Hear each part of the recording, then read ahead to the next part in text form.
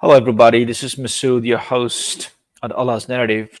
Today we have Stuart with us, and we will be talking about the Quran. Obviously, Stuart, I will let him introduce himself. So listen to his introduction, please. Hi, Stuart. Go ahead and introduce yourself. Hi, Masood. My name's Stuart. I live in Germany. I'm from England, or the UK. The reason that me and Masood are talking is A because little bit the louder, issue is Stuart, following. please. Sorry? Talk a A little bit little louder, louder. please. Yeah, That better? this is good. This is better. Yeah. Okay. But you can only see up my nose. Okay. The reason we started this conversation last week, I think it was because You can move Masood towards your issued a left, challenge. towards your left, please, a little bit. Can you move? Yeah. Mm, yeah, Okay. I have Yeah. to stand Yeah. right Now you up can still. talk. Yeah. It was better. It was better the way we did it last time. Um, The reason we started this conversation was because we're both in a group called Islamic Origins on Facebook. And I think it was Masood that said we're all nameless, faceless cowards. Now, I've never really posted anything in that group. I just read it. But when that challenge was issued, I thought, well, I don't mind talking to you. And we had a chat last week, which for some reason was lost. I'm not blaming Masood. YouTube is a funny picklefish. And now we're here again. But it is though, isn't it, Masood? You never know what's going on with it.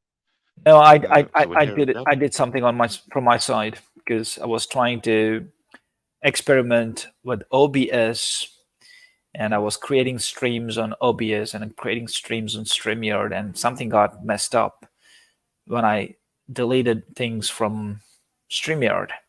I think it actually deleted our video on YouTube. So something seriously went wrong from my side. So I apologize for that.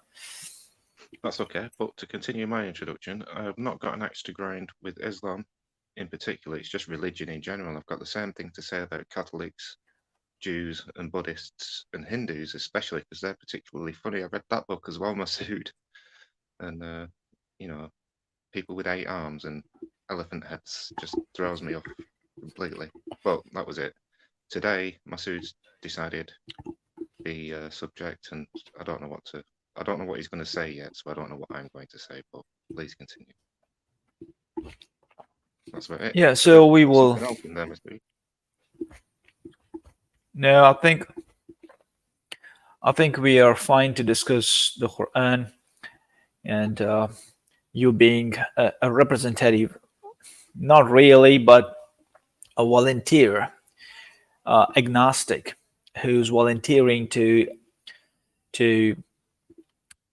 like have your say, like on the Quran. So I think it'll be a good conversation where we have a Quran chat between a Muslim and an agnostic or an atheist. Not so much maybe, but an agnostic for sure. So it's going to be a good chat, and we can read through some of the Quran and figure out, um, you know, what do you have to think, what do you have to say, and what do you think about it. So that'll be interesting to do. I'm just pulling a chapter that I want you to read. Okay. So I'll present that on the screen just a minute.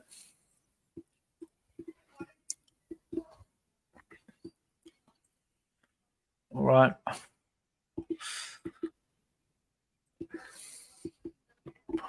Okay. So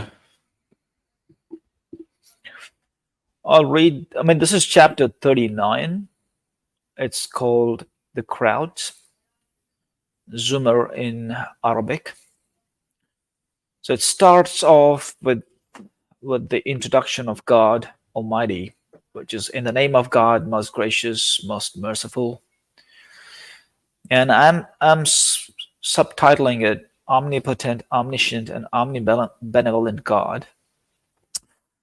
In Australia, the Aussies call it an ooh God, like ooh God, right? Omnipotent, omniscient, and omnibenevolent God. So in these initial verses in this chapter, you have the ascriptions and attributes of God flowing down and God is trying to impress, like God impresses his creation for his majesty and his boundless abilities, so that human beings can use their intellect to correspond to the appeals of God. So we will just I'll read the first section, which is about the length of 20 verses. Like, you can really stop me anytime during this read, and if you want to say something, you can interject, and you can have your opinions heard while I read this. Okay? Are you okay? Yep. I was just wiping some water off my screen. So you crack on, mate. Did you plug in your headphones into the phone? Yes. Okay. Okay. Now we'll begin. The wires of this book are commissioned by the true God, the mighty, inherently omnipotent and wise, sagacious, discerning the best recourse. O Muhammad, we have indeed communicated to you a book imbued with veracity. Thus, dedicate yourself to the worship of God and demonstrate unwavering devotion in every facet of your life. Should not societies revolve their lives around sole devotion to God? However, those who associate partners with him argue, we do not idolize any human, but they help us draw closer to God. God will arbitrate their disputes in matters of their disagreements. Assuredly, God does not guide those who fabricate falsehood and reject the truth. Had God willed to sire a progeny, he could have chosen whomever he fashioned. Glorious he is beyond their blasphemy, the sole one and conqueror, a force subduing all. He created the skies and the earth with a definitive intent.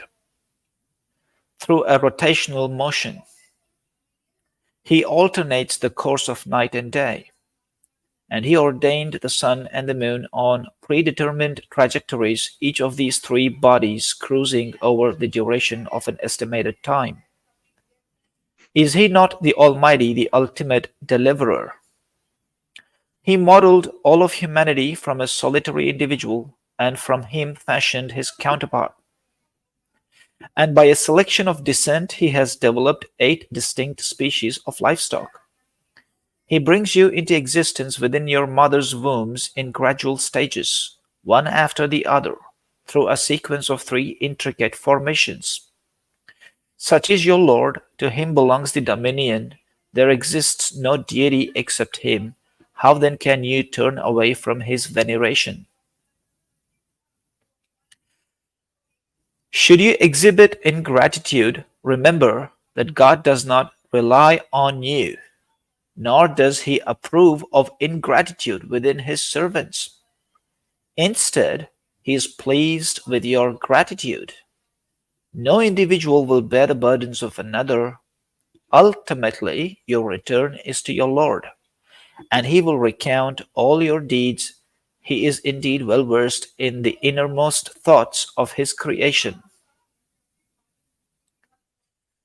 When an individual confronts adversity, he fervently implores his Lord in penance.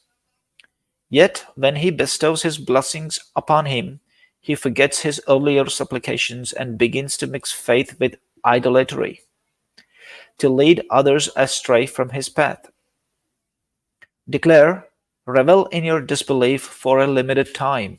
You are undeniably among the inhabitants of the fire. He who engages in worship during the nocturnal hours, humbly prostrating and standing, harboring reverence for the day of judgment, and hoping for God's mercy, declare, can those who possess knowledge be equivalent to those who remain unaware?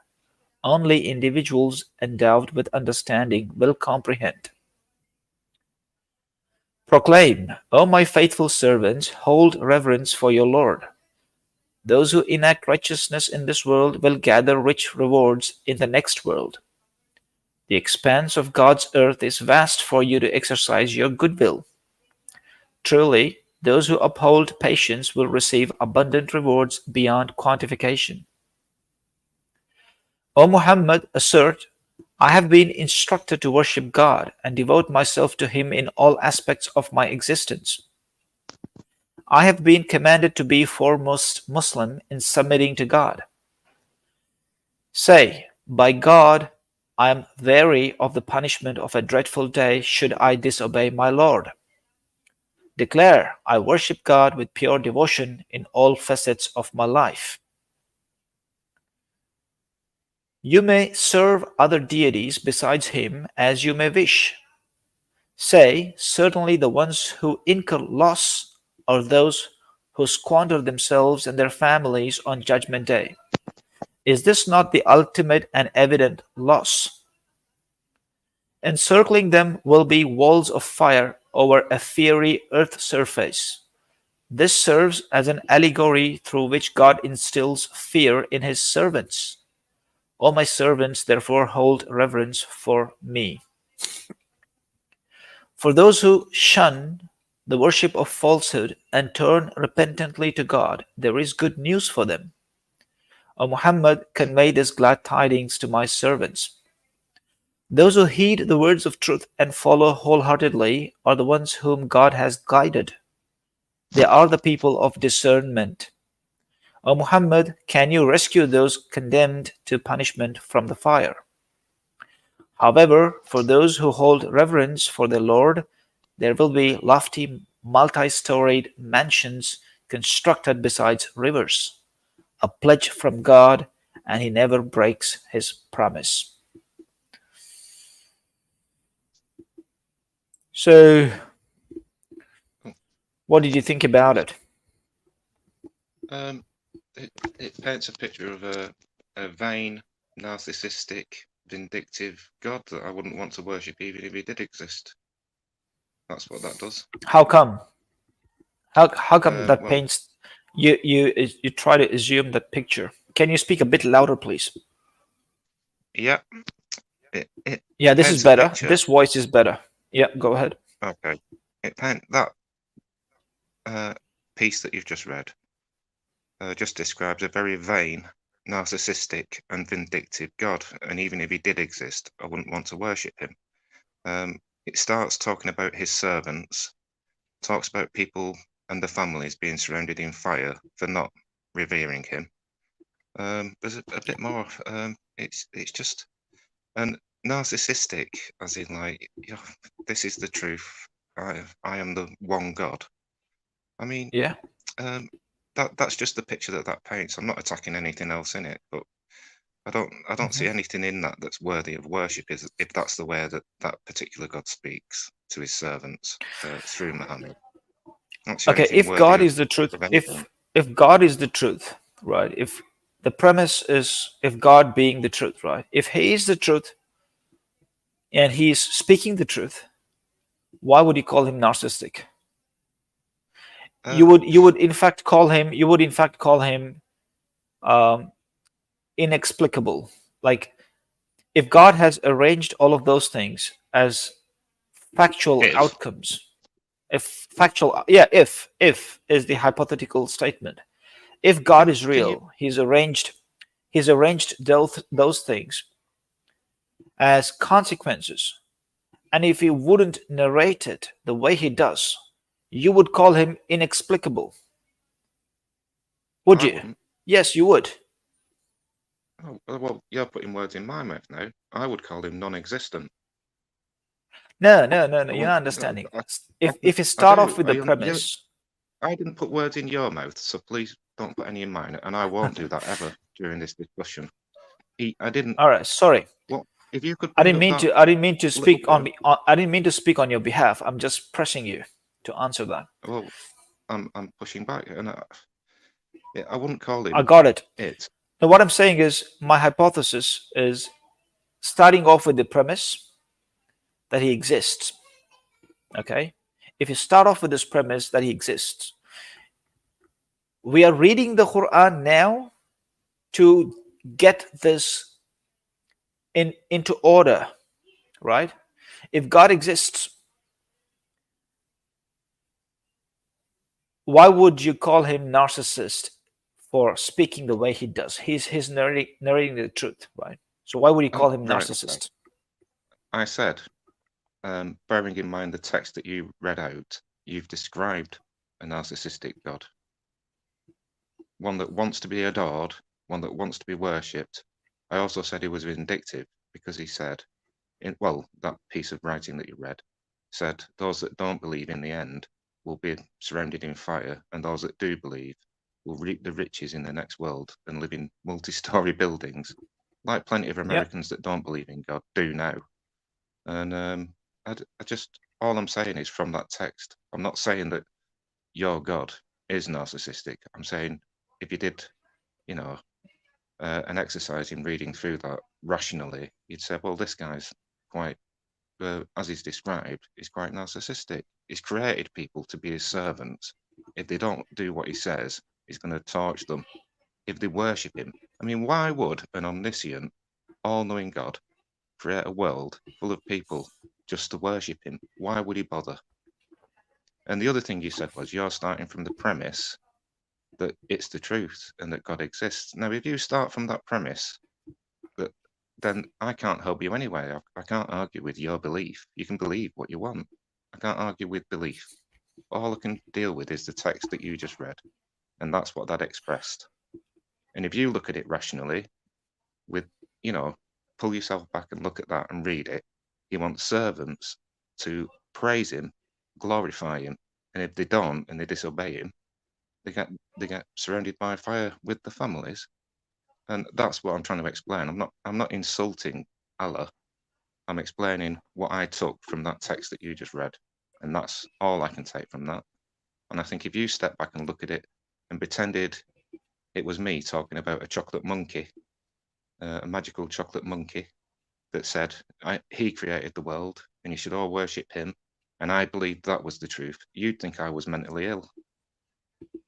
So, especially if it was a vindictive, narcissistic magic chocolate monkey, you think this guy's mental. So that's just me stepping back. But I think the same about Like, Catholics and like Jews and everyone else I that worship don't, God. yeah, yeah, I've heard you. Uh, can I speak? Yeah. Like, you seem to be forgetting our previous discussions. We talked about the tooth fairy. We talked about that, like you just changed the name, like chocolate monkey. Tooth Previously, fairy, we talked about tooth Santa, fairy. It's all the same thing: chocolate monkey, tooth fairy, Santa Claus, or and something like that. yeah, go on. The argument that I gave you was what have they communicated? This chocolate monkey, this tooth fairy, what have they communicated? If they have made no Yeah, communication, we don't know they they haven't. exist, right? They haven't. So this God that I'm trying to refer to has communicated and has been communicating to humankind ever since, right? Now I told No, you that's not right. the way that you can falsify or question the plausibility of this God's existence, you know, is by disproving his communication. That's the only way. The only way you can do it No, is you have to prove this communication is not God sent. That's all you got right. to do. Can I answer that? Hmm. Is it my turn now? Sure, go ahead. Okay. I don't have to disprove anything, right? The burden of proof is on you to prove that he did communicate. That's where I'll leave it you with that one. I don't have to prove that Santa Claus doesn't exist. He actually did exist, sort of, as a historical figure, but not in the sense that I meant it. I don't have to prove that the Tooth Fairy exists, because I know for a fact the Tooth Fairy doesn't exist. I don't have to prove that God doesn't exist. I just happen to think that he doesn't. You think that he does. The burden of proof is on. I don't have to prove that he doesn't exist. You have to prove that he does. And you can't say that he communicated. All you can do is believe that he communicated. You can't prove it. There is no proof. And if you've got Well, some, there then I'd is. love to hear it. Okay, Come on. there is proof. All right. Look, when I got in touch with atheists here, with whom I had several years of debates, and to prove their point, they thought they had fuller explanations. And what they did to me was they gave me those fuller explanations to explain that a God does not exist. So they actually took the burden of proof, which you're at the moment hesitating, right? No, So more fool them. what they offered me was these are experts, by the way, Stuart. You got to. Am I There's no pronouncing such your thing as name an properly, expert. Stuart? Stuart? Yeah, you, Stuart. Can I just cut you Stuart. short Okay. there? Okay, Masood. Stu? Um, Yeah, the, Masood is fine. the, Masood is fine. Yeah. okay, there is no scientific, rational, or logical argument that can disprove the existence of God. So if you've got an expert on there that's told you there is one, they're completely, they know more than any other scientist on earth. No one can disprove it because it's an idea, it's a See, belief. there I is had a there friend, is no, let me finish. I had a very good Muslim friend, and I said, we were talking about the Big Bang and the creation of the universe. And I was talking to him and I said, look, you could say basically that the Big Bang definitely did happen because it definitely did. We can see it. But as a leap of faith, you could say, well, Allah made that happen. But that's a leap of faith. I'm not trying to disprove the existence of God. I'm just saying I don't believe in it and I've not seen any proof. Now, what you're trying to do in a minute, because I am going to shut up, I'm not trying to disprove it, so don't put me in that position, because I'm not, because I can't and no one can. So if you've had an expert on that says that, then they're talking out of the back end. It's not up to me to prove he doesn't exist, or she, or it. It's up to you to prove that he does. So I'm going to shut up now and let you try and prove it. And the communication argument, prove that. When did he communicate, and how? I think you can take away your headgear, I suppose, Then I won't and be able to just hear you. hold the camera properly. All right, just relax and hold your camera properly. Take away the headgear. I think it should do well, I suppose. Because are you listening to my voice Massive. through the headgear? Yes, that's what you asked me to do. Okay, okay, okay, okay. What I was saying to you is, when I was in conversation with the atheist community, they offered me several books, and they pointed out to me a whole community of scientists such as Neil deGrasse Tyson, um, Sean Carroll, um, Lawrence Cross, Coast. Carl Sagans, Richard Dawkins, and Jerry A. Coyne. All of these are experts in their field, physicists, Yeah. biologists. Right, let me Okay, put in there we go, these Masood. people. No, no. Richard Let me Dawkins would finish. not Let me say, finish. Richard Dawkins would My not time. say, I have a My time. science. My Oh, time. God. My time. Okay, I'm talking. So each of these experts, they've written their books, and they have argued through the books thoroughly that a God does not exist because of the validations they have provided, because of the arguments they have reasoned through those books, through those research and theses that they've come up with, right? Each one of these individual experts, scientific in the field of science, a secular minded scientific inquiry, they say, does not see the proof of God, but instead sees the proof of spontaneous creation the without any reference to God. And that's how they conclude God does not exist, right? So because they say all the scientific evidence they've collected argues against the plausible existence of God, right? That's how they put it. That's how they summarize it. So they go on with their agenda and shoulder the burden of proof to disprove God's existence. I'm not by virtue of their efforts, I'm not making it necessary for you to be able to do that. I'm not doing that.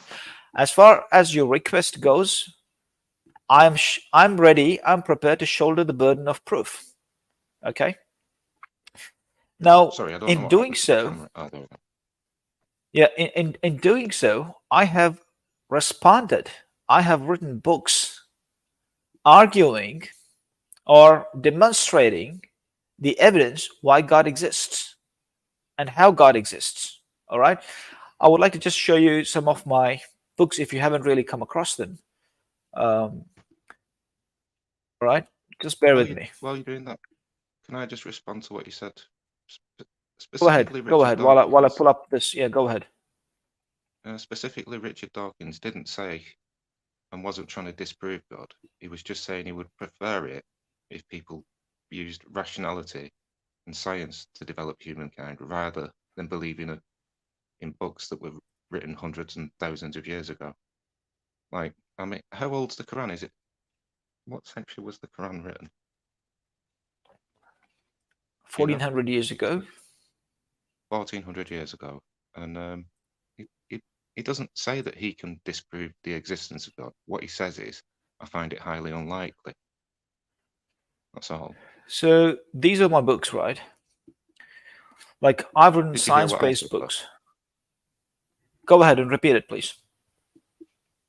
Richard Dawkins didn't prove or try to prove that God didn't exist. He just said he preferred to progress using rationality and science. He said, of course, I'm quoting him now, he said, of course I can't disprove that there is a God. Also, he also said, nor can I disprove that there's a tooth fairy. Yeah, so that brings us back to that one. That's all he said. He wasn't trying to disprove the existence of God. He was basically saying he prefers the route of science and rational Have debate. you heard an interview between Richard Dawkins and um, David Attenborough? Have you heard an interview between them talking about God?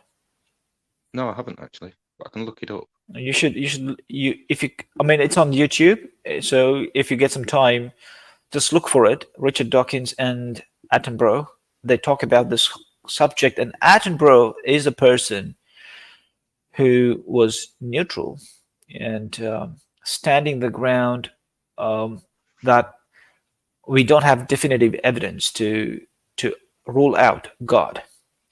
And I would say the same. While Richard insisted that he should necessarily adopt an attitude of disregarding God, right? So have a look at that when you get some time, right? I will. So in response, Steve, what I did is I wrote books.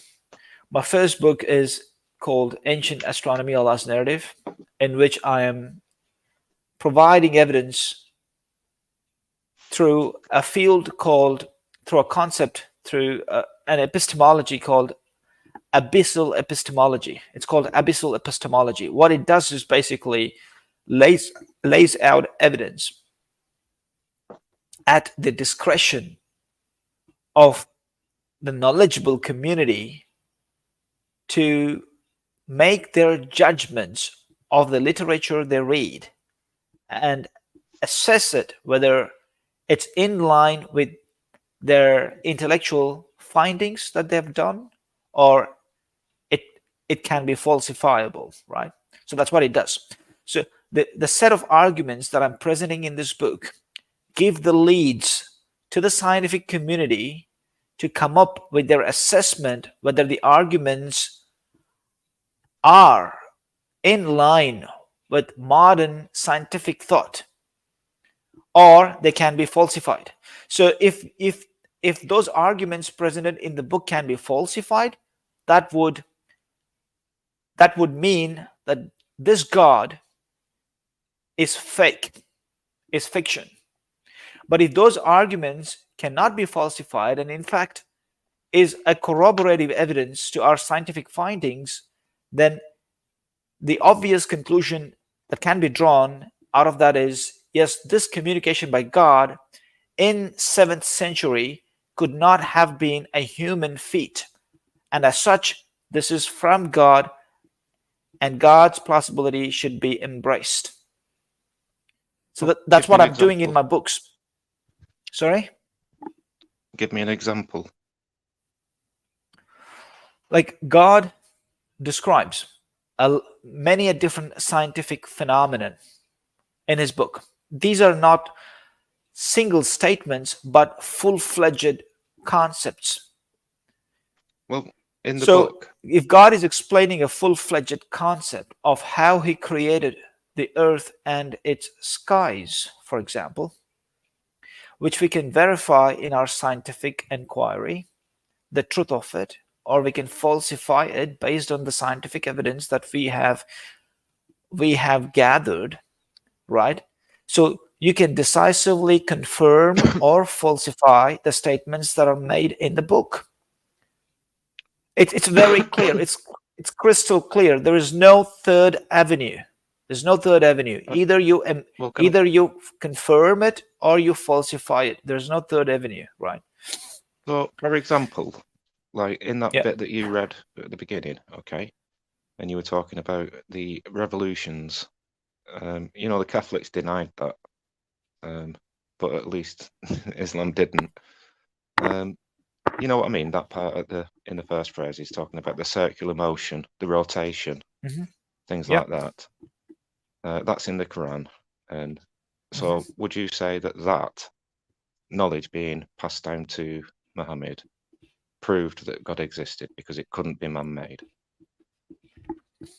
Absolutely right. It's not just that.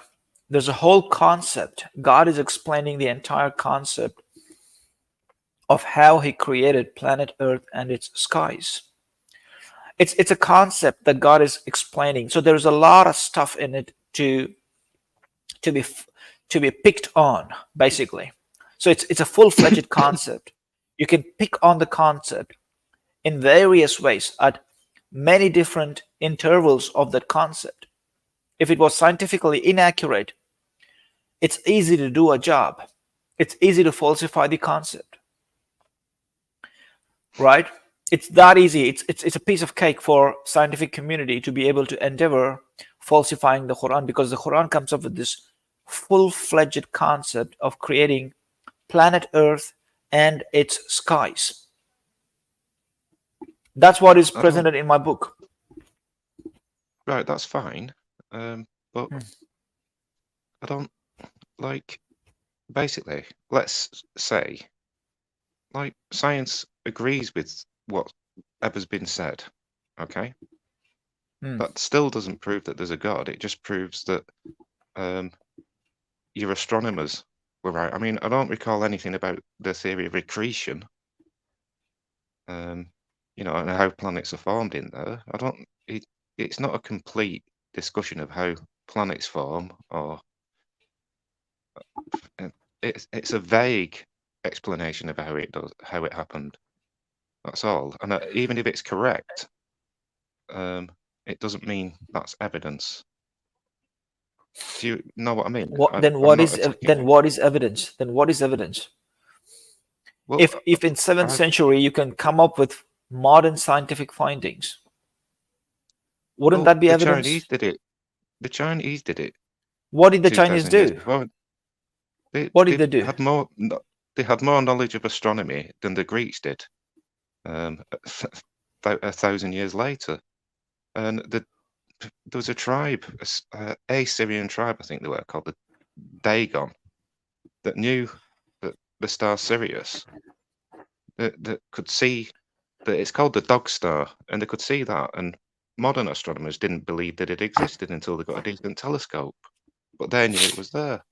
And the ancient Egyptians built the pyramids in the perfect star patterns. Everyone studied science. I don't see why. As far as the star Sirius goes, it is one of the closest and the brightest stars. No, I didn't mean Sirius. I meant the dog star, right. Which I'd have to Yeah, that is Google the dog 'cause I star. can't remember it. Sirius is the dog star, right? Right. Well, they could predict when it was going to move from one place to another. They could spot it, and they could tell, and they could make patterns. And apparently, they had a calendar that was almost as accurate as the calendar that we've got today. And they made scientific observations. Now, that doesn't prove that aliens came down from the dog star, landed on the planet, and gave them knowledge. It just proves that that's what they. Well, right. I don't really don't understand what your argument is. We're not dealing with Richard Dawkins now. You're just talking to me, and I'm saying if the Mm, if the Quran made a scientific prediction that turns out to be correct, good. yeah. But it doesn't mean that God exists. It just means that you had good astronomers and you could work things out. All fair play. It doesn't prove that God exists and told him that or told anyone that. It just proves that people used the brains. It was primitive science. Look, when I You was also taught said, science when I was taught science when I was a little kid, that was clearly wrong, right? At school, I learned which side? about science in a different way. I learned about static sun. Today, we know the sun actually revolves around its own axis and rotates about the solar center, and also journeys through the cosmos around the galaxy, right? But we were taught about a static sun, right, when I was a kid. Well, what does the Quran say about that? Look, what We I'm know that saying is we know that our stars. Oh, science when I was a little kid is different to science today. yeah, It's because science moves on. over a period of 30 years, right? So science described in the Quran necessarily should have shown up some discrepancies, some, at least a few. But that's the challenge given by God, which is still prevailing. God is challenging people to find out at least one discrepancy in the Quran. One. So how come Well, people are not able to find one? well, I can't. I'm not arguing for them. I'm speaking on my own behalf. And I Hmm. think making some vague general scientific It's comment not vague. about how It's not about the serious vague thing that you could have a it, calendar about. It's not about that. It's what I'm telling you is it's about a full I know blown I know what you're concept. it it's not yeah, it's a concept though. That's what I'm saying. So to say, like you said, he created the earth and the sky, which is a conversation I had with my friend. Um, and possibly, maybe he did, but that's just a concept. Talks about rotation and revolutions, which is fine. Now look, It's a who concept. could have thought about Y- do you think it was practical for astronomers back then in 7th century to come up with seven different sky layers to planet Earth? Uh, Was that straightforward? where's that in the Quran? Seven different It is in sky the Quran. layers. Sky layers to the Where? Earth. And what are they? You mean like the exosphere? And Homosphere, the Quran classifies them as functional sky layers, seven functional sky layers. It goes on to describe them as homosphere, heterosphere, ozone, ionosphere, plasmasphere, magnetosphere, and the sky of gravity. well, I've got The to say, I Quran didn't read that in the describes, Quran. well, Does it that's the describe thing. them vaguely? The Quran describes each of these sky layers with adjectives, like it tells which sky layer is what, like what is the function of each sky layer, right? So, right, go on. And these are my findings. These are my findings, and this is what I talk about in that book. And that's why that gives me confidence. I'm not just blindly believing in the Quran. I've studied it and I've researched its scientific narrative, and I have found corroborating evidence in our scientific inquiries, which is confirming the science that the Quran describes in a very modern way. There was no way in 7th century even the whole nation of Arabs could have gotten together and described the facts of planet Earth in this detail. It was impossible. And this is just the beginning. What I'm talking about a full-blown concept of planet Earth and its skies creation. The full-blown concept from beginning to end. Full-blown concept. I'm not talking about bits and pieces. I'm talking about a full-blown concept. That's in my book. That would have to Can be you a read the very titles shown there? It's called Ancient Astronomy, Allah's Narrative, and Creation of Earth and Origins of Life, Allah's Narrative. Like these are full-blown information, right? I mean, it's not part or bits and pieces. It's not like that. It's a full-blown concept. right. I can either see me or you, so I'll have to stick with me. Well, when I read the Quran, I didn't see that. I didn't see the sky, 7 layers of the sky described. I didn't see a full-blown But did you concept. read the Definitely. Quran?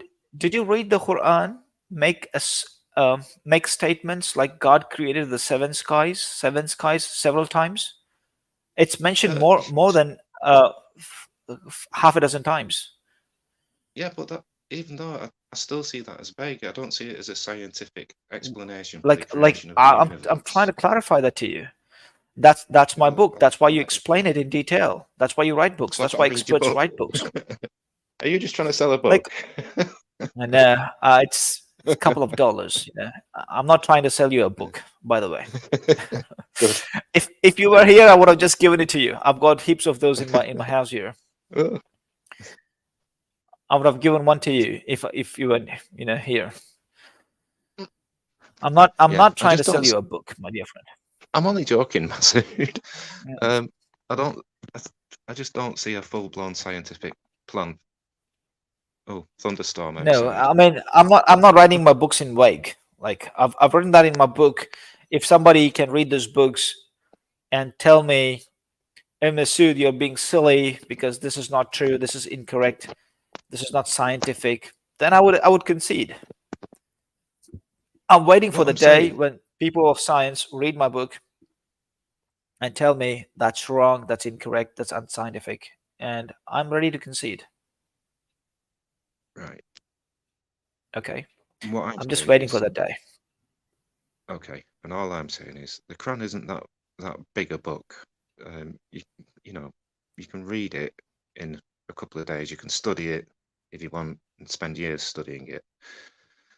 I just don't think you could have a comprehensive plan or explanation of how the universe and the earth and all the creatures on it were created in a little book like that.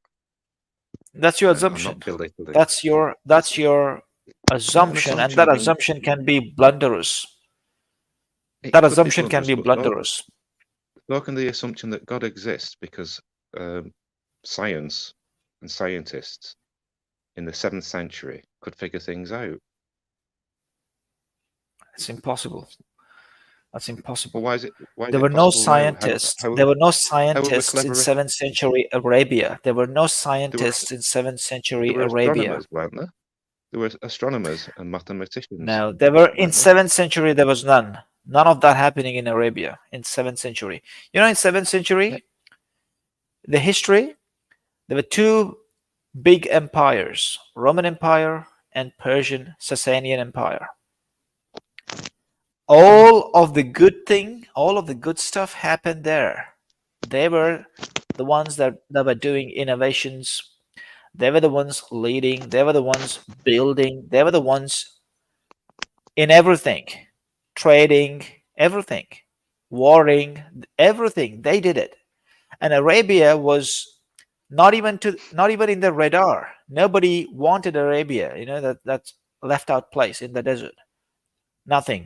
Good for nothing. So No no one one could have wanted that. travelled there. No one could have travelled there. No one No, could have people taught them travel there. anything. People travel there. So That's someone that. travelled there that did have the knowledge. Look, Simple as. people could travel. That's a different thing. But no one Well, at that people with time knowledge could travel. was You're no saying one no at one that in time Arabia. was talking about this sort of stuff. No one talked about. The Romans did not talk about this stuff at that point in time. The Sasanians were not talking about this stuff. No, because they had their own This gods was that they're unique. believing. This was unique at the time. Uniquely placed at that time. Unique. It was not common knowledge as you're trying to argue. It wasn't. I'm not It saying was I'm not trying unique. to argue that it's common knowledge. I'm just saying the knowledge may have Hmm, been there, and even if it wasn't, and even if hmm. you know, I mean, it doesn't prove that God exists. I just Like if God's omnipotent, why wouldn't that prove? Why wouldn't that directly infer a divine communication when humankind does not know about such information? When if Why because wouldn't that you're making the communication be assumption, divine? you're Well, it's making a the fair assumption. assumption, It's a fair but and justified assumption. it's not really. The seven skies could have been a poetic concept, Well, no, you and got to read the Quran for that. The Quran is not poetically saying seven skies. The Quran is asserting time and again, it says, I have designed these seven skies with specific function. Each of these designed seven skies has specific function. That's what the Quran says. Each of these seven sky layers of the earth has specific function. And that's not poetry. That's just alluding to fact. right? Does That's it exactly what name it is. all seven? It uses Does it? adjectives to Does it? describe each of these seven layers. And obviously, in the modern world, we have named it as No, ozone, does it use ionosphere, adjective? plasmasphere, magnetosphere. We have given these names today. But back in Right. that What day, the adjective? Quran uses adjectives to describe the function of each of these layers. Which means vagaries. But I It's accept the not. point You know, that you're. you're not getting the point. You're just following your bias. No, I You're accept the reading into point. your bias. You're not letting me finish. I'm saying the I'm Quran saying makes. I said I accept the point, and I'm not following a bias. I'm just saying Okay. that Mhm. right with the adjectives. So, what adjective did it use to explain the magnetosphere? The Because you said it magnetosphere, specifically the did it. Yeah. magnetosphere is an I should say it's an equation in the Quran. The magnetosphere is an equation. It's not even an adjective. It's an equation. The Quran says about the magnetosphere is God commanded the earth to bring out a sky from within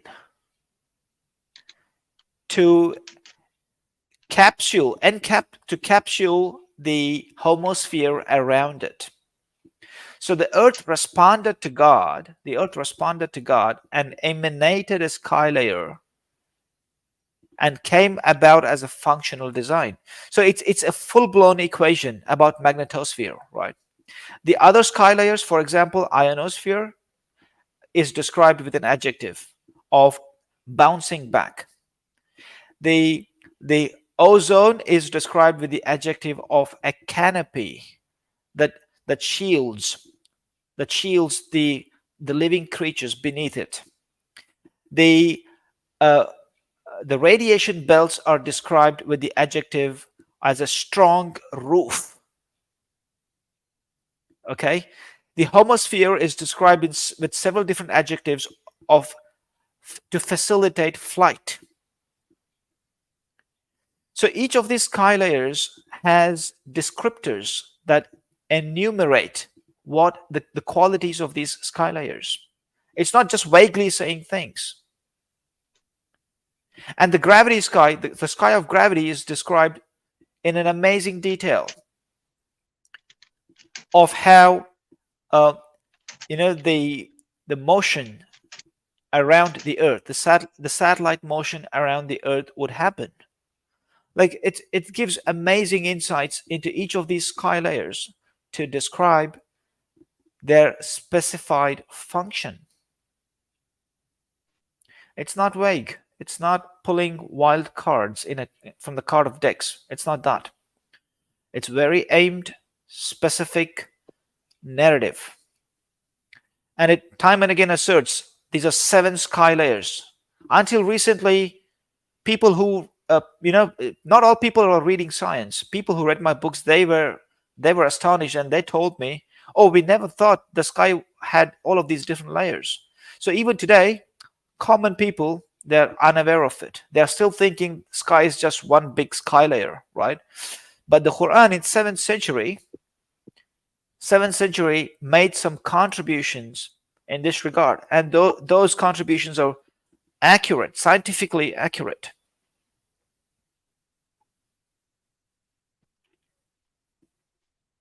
Sorry, mate, but my wife summoned me.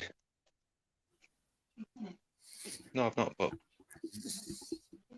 I don't. Well, we're going to wrap up now, and because I'm busting for the loo. Oh, sorry, Masood, that was my wife summoning me for a meal. So And if you not want a to send me problem. those texts, and you've got my email, haven't you? Or you can send me a link on Facebook or message on Facebook, and I'll look it up. I'm bursting for the loo, and my wife wants me to go and eat. And Not a problem. just You have a good evening. in one thing, you too, and we'll do this again soon. And I won't Okay. drink as much water next time. Okay. All right. Have a good day. Bye. You too. Bye. Bye.